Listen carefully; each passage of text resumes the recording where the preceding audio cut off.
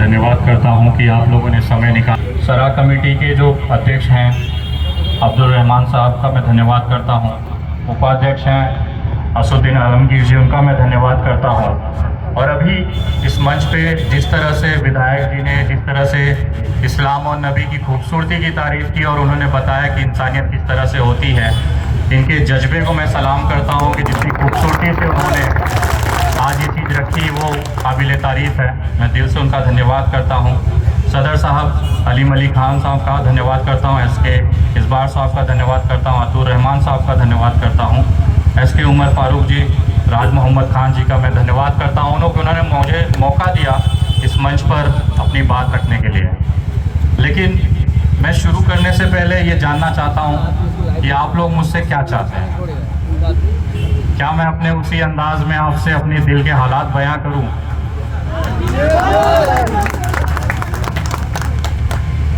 दुनिया में लोग किस किस तरह से, मुझे समझ नहीं आता, इस पर मैं गर्व करूं कि मुझे शर्मिंदगी होनी चाहिए। लेकिन आज बहुत ही खूबसूरत दिन है। आज उस इंसान का जन्मदिन है जिसने मुझे ये बताया कि अगर आपका पड़ोसी भूखा है तो आपके पेट में जाने वाला जो निवाला है वो हराम है।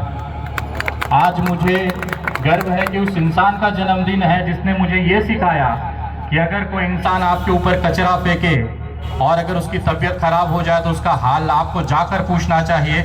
आज उस इंसान का जन्मदिन है। आज उस इंसान का जन्मदिन है, अवतरण दिन है, जिसने मुझे ये बताया कि मजदूर के शरीर का पसीना सूखने से पहले उसका मजदूरी उसे पहुंच जाना चाहिए। मुझे गर्व है कि हम उस देश में रहते हैं जहां पर इस संस्कृति को आज भी संभाल कर रखा जाता है। आप लोग खुशनसीब हैं कि हमारे नबी पैगंबर मोहम्मद साहब आपके डायरेक्ट कौम में है। मैं ब्राह्मण समुदाय से आता हूं और कहीं ना कहीं मुझे ये महसूस होता है कि काश अगर मैं भी इस्लाम में होता और इस तरह की चीज़ें होती तो शायद नज़ारा कुछ और होता। ये सब बातें मैं इसलिए नहीं कहता हूं कि मुझे आपका तालियां या सीटियां चाहिए। मैं बहुत ही बेबाकी से डंके की चोट पर अपनी बात रखता हूं और उसी के लिए देश भर में कुख्यात हूं। लेकिन जब मैं मोहम्मद पैगंबर साहब को पढ़ता हूँ, उनके की हुई बातों को पढ़ता हूँ और अपने मेरे उपनिषद हैं, मेरे गीता है, मेरे रामायण है, और जब उसे मैं मिलाता हूँ तो मुझे दिखाई देता है कि इसमें कोई फ़र्क ही नहीं है। लेकिन आज जिस तरह से देश के अंदर राजनीति कर कर लोगों को काटा जा रहा है, मारा जा रहा है, गालियाँ दी जा रही हैं, वो देख के मुझे सिर्फ इतना ही लगता है कि आज भी सियासत को ना खून की ज़रूरत है और वो बहाने के लिए किसी का भी बहाया जा सकता है।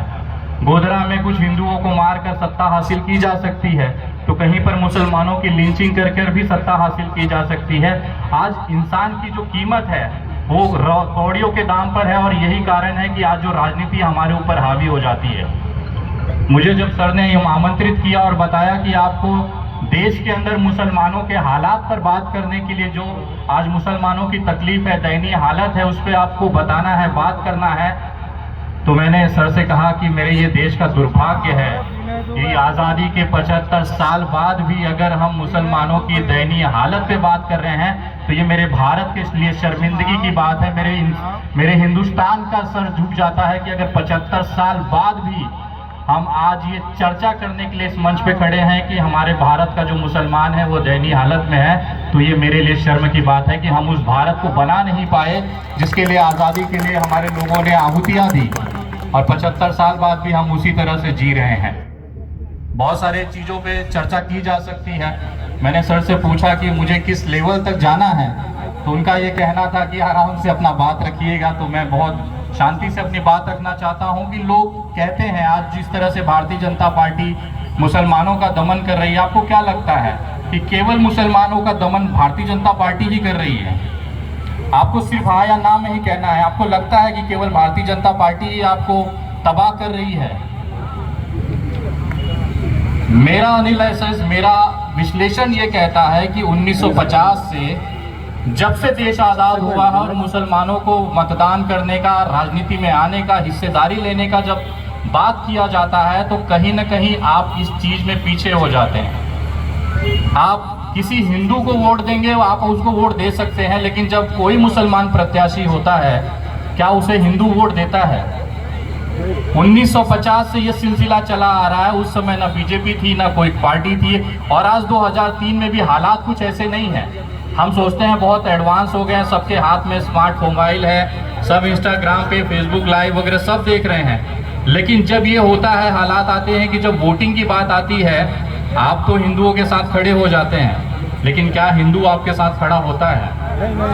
मैं बहुत सारे कैंपेन में गया, बहुत सारे मुस्लिम उम्मीदवारों के साथ मैंने काम किया। मैंने जब वोटिंग परसेंटेज देखा तो जो मुस्लिम इलाके हैं वहाँ पे हिंदुओं का वोट तो नहीं के बराबर है। मुस्लिम इलाकों से आपको वोट मिलता है लेकिन हिंदुओं का वोट नहीं मिलता है। शायद यही कारण है कि आज किसी भी गठबंधन में आप चले जाइए, मुसलमानों की हिस्सेदारी को लगभग खत्म कर दिया गया है। मैं आज इंडिया अलायंस में जब देखता हूं तो मुझे वो कमी कहीं ना कहीं खलती है कि क्या वो मुसलमानों का जो साझेदारी वाली बात है या जो बराबरी की बात है वो वहां पर दिखाई देता है। मैं इसलिए ये बातें कर, क्योंकि देखिए मैं किसी पार्टी से बिलोंग नहीं करता हूं। मैं वो आईना हूं जो आपको आपकी हकीकत दिखाता हूं। मेरी वीडियोस में भी आपने देखा होगा कि मैं सीधा सवाल करता हूं और सवाल पूछने से डरता नहीं हूं, क्योंकि मुझे कहीं चुनाव नहीं लड़ना है, मुझे किसी के वोट के लिए नहीं तड़पना है। तो मैं जैसा हूं खुला बोलता हूं, डंके की चोट पे बोलता हूं। आज जो मुसलमान की हालत इस देश के अंदर जो दयनीय हुई है, उसके लिए कोई और जिम्मेदार नहीं है, उसके लिए वो खुद मुसलमान ही जिम्मेदार है, जहां तक मुझे विश्वास है। जब वोट देने की बारी आती है तो आप लोग फिर अपने पार्टी और आइडियोलॉजी के साथ समझौता कर लेते हैं। आपका ये होना चाहिए कि भाई जब अगर ठाकुर जो है वो ठाकुर को वोट दे रहा है, वो किसी और दूसरी जाति को वोट नहीं देता, तो जिस दिन आपने ये ठान लिया कि नहीं हमारी हिस्सेदारी, आप 14% से ज़्यादा की आबादी है, 1% वाला आपका विधायक हो जाता है, लेकिन 14% वाले केवल झंडा उठा के गली गली जाके जिंदाबाद और मुर्दाबाद ही करता रह जाएगा। आप लोग को जब तक ये समझ नहीं आएगा कि मेरी भी हिस्सेदारी है, मैं इस देश का वो नागरिक हूँ जिसके बाप दादाओं ने इस मिट्टी की आज़ादी के लिए अपने खून बहाए हैं, हमें भी उतना ही सम्मान चाहिए। आप लोग उस सम्मान से जब तक समझौता करना बंद नहीं करेंगे, ये दयनीय हालत पे चर्चा 2050 तक चलती रहेगी। ये आप लोग की कमी है जिसकी वजह से आज ये सभा इस विषय पे लिया जा रहा है कि मुसलमानों के हालात आज दयनीय है। आप जब मस्जिद के अंदर नमाज करने जाते हैं तो उस समय तो सब एक होते हैं। अल्लाह ने ये कहा है कि मेरे इबादत गाह में आने वाला हर इंसान एक बराबर है, चाहे अमीर हो चाहे गरीब हो। लेकिन जैसे ही हम बाहर आ जाते हैं तो हमारे ख्यालात बदल जाते हैं। हम जैसे ही मस्जिद से नमाज करके आते हैं तो आप सिया सुन्नी हो जाते हैं, आप कोई और मोची हो जाते हैं, आप बड़े बिल्डर हो जाते हैं, आप गरीब हो जाते हैं। ये जो भेदभाव खत्म करने के लिए मोहम्मद पैगंबर साहब ने 1400 साल पहले ये नियम बनाया था कि हमें एक दूसरे का हाथ पकड़ के आगे चलना है। और बहुत सारे फिरौन आए, बहुत सारे लोग आए जो इस्लाम और मुसलमान खत्म करने आए थे। आज एक और नया फिरौन है दिल्ली में बैठा, वो भी सोचता है कि कर लेगा, लेकिन जब उसके बाप से ही नहीं हुआ तो उससे क्या होगा।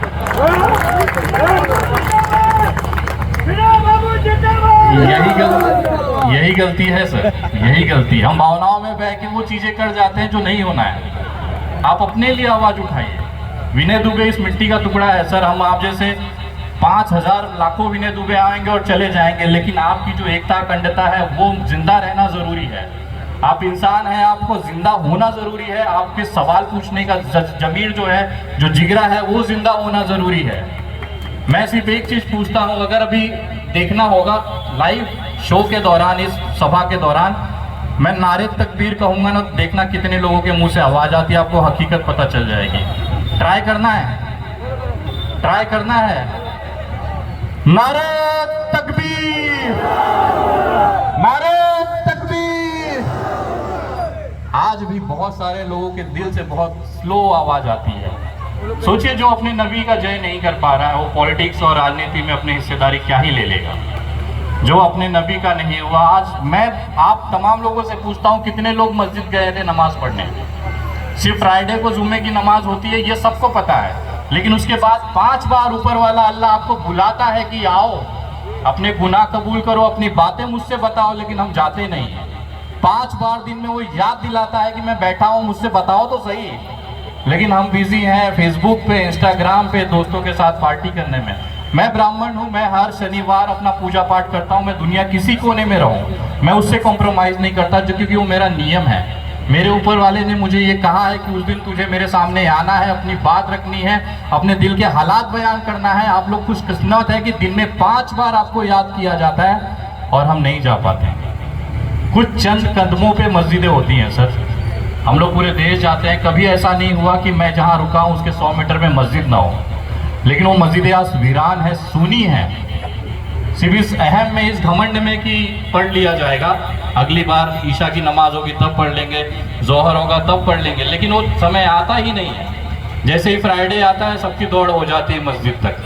वो जो कहावत कही गई है ना कि मुल्ले की दौड़ मस्जिद तक, वो फ्राइडे के लिए कही गई है। लेकिन ये अपने आप से पूछिए, आज जो हालात है ना वो आपके खुद के पैदा किए हुए हैं। अगर आप लोगों के अंदर एकजुटता होती, एक सांसद, गाली आ रही है मेरे मुंह से, मैं देना नहीं चाह रहा हूं, उस भड़वे ने खुलेआम सदन के अंदर मुसलमानों को गालियां दी।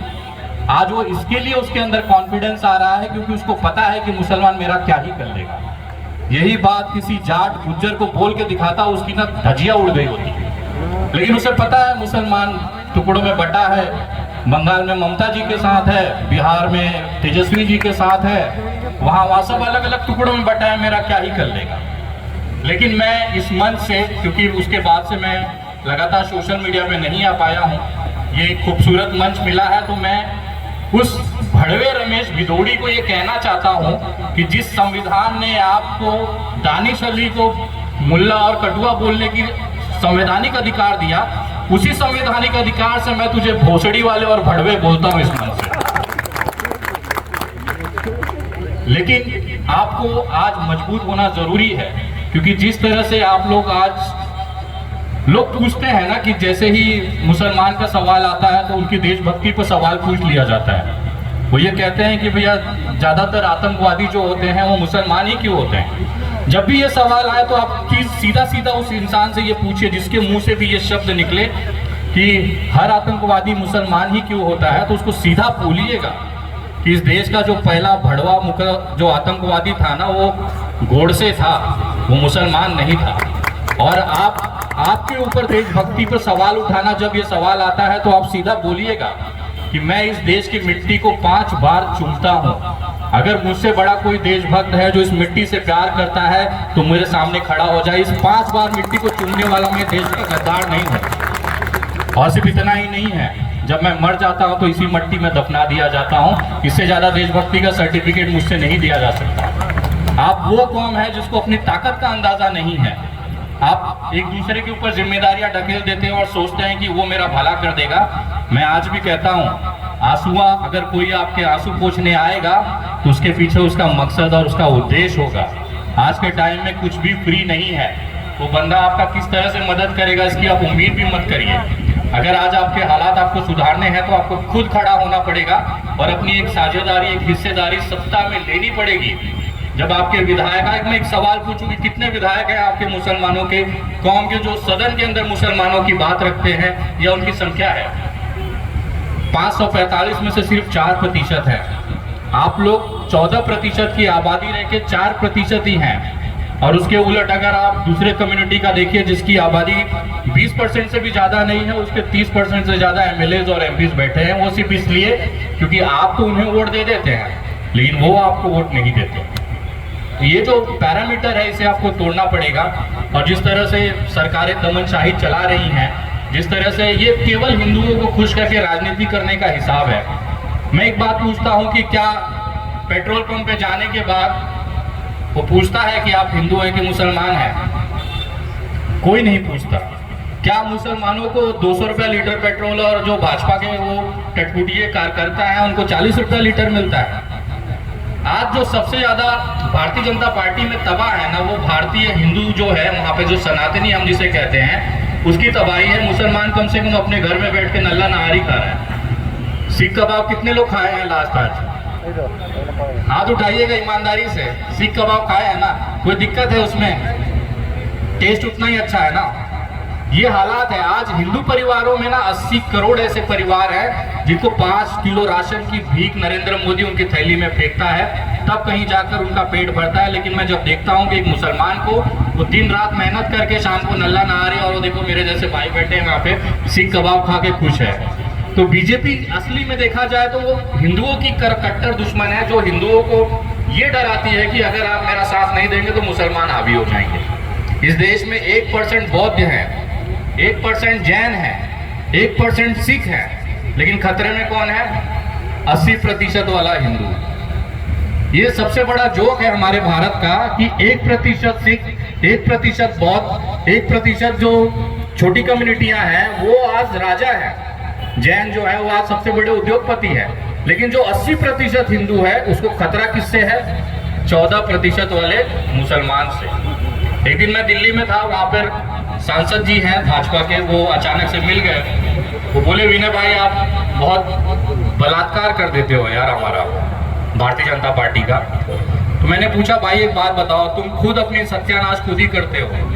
मेरे सामने कुछ मुसलमान लड़के थे, वो चौड़े में घूमते हैं, वो कहते हैं कि विनय भाई हम लोग 20 करोड़ हैं और 80 को डरा के रखे हैं। इसका मतलब एक मुसलमान का लड़का 4 हिंदुओं पे बराबर है। अगर आज हिंदुओं को खतरा है 20 करोड़ मुसलमानों से, तो 1/4 का हिसाब बनता है।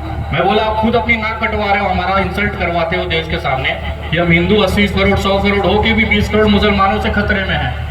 आप जब मीडिया में आके ये बातें कहते हो कि हिंदू खतरे में है तो मुसलमानों से है, ये बात अपनी बेइज्जती खुद करा रहे हो। तो मैं तो सिर्फ बात रख देता हूँ, इसमें बलात्कार होने वाली क्या बात है? आप अपना खुद से अपनी तौली और लुंगी निकाल के दुनिया का असलाहा दिखाओगे तो असलाहा तो दिखेगा ही ना। तो ये चीजें होती हैं, उनको ये समझ में नहीं आता। आज जो बेरोजगारी का आलम है उसमें सबसे ज्यादा कौन एग्जाम देने जाता है? मुझे बताइए यहाँ पे कितने लोग हैं जो सरकारी नौकरी के लिए अप्लाई किए? हाथ उठाइए जरा।